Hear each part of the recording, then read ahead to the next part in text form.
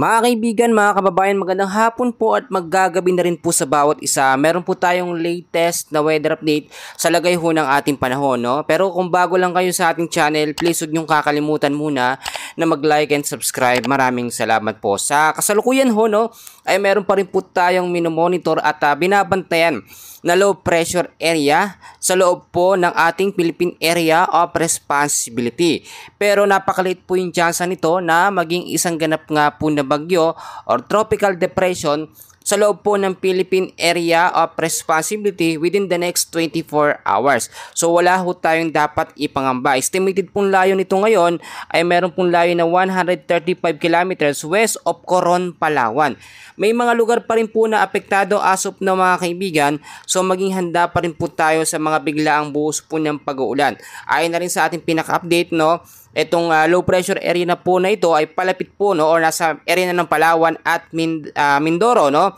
Habang kumikilos po pahilagang kanluran, nagdadala naman po ng maulap na kalangitan nito at may kasamang mahina hanggang sa malalakas po na pag-uulan sa malaking bahagi po ng Occidental Mindoro, Oriental Mindoro, Marinduque, Romblon, Quezon Province, Batangas, Cavite, ilang bahagi ho ng Laguna at Northern Palawan ngayong hapon po hanggang sa gabi. So maging alert at maging handa pa rin po tayo sa banta po ng posibleng pagbabaha sa mababang lugar at landslide naman po, inuulit ko, sa mga landslide prone area. Balikan natin yan, no?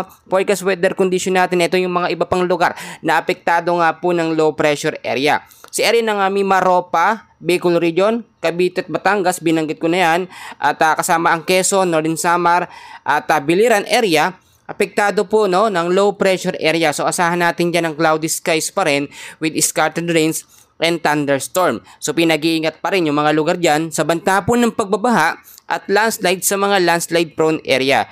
Sa area naman po ng Metro Manila, kasama po ilang bahagi ng ating bansa, asahan pa rin natin ang medyo mahina hanggang sa posibleng malalakas na pag-ulan pagdating po sa gabi, no, or hapon, ngayong hapon, dahil po yan sa easterlies at localized thunderstorm. Mga kaibigan, bukod ho dito sa low pressure area, meron tayong minomonitor din sa loob ng PAR na low pressure area, pero as of na wala pa po itong direktang epekto sa ating bansang Pilipinas. So maging alerto pa rin po tayo at maging handa dahil nga po patapos na, no, ang summer season at papasok na rin ang rainy season. Inaasahan natin once po na mabuo na, take note, ang unang bagyo, no, ay tatawagin po natin bagyong Auring. Posible ho itong magsunod-sunod.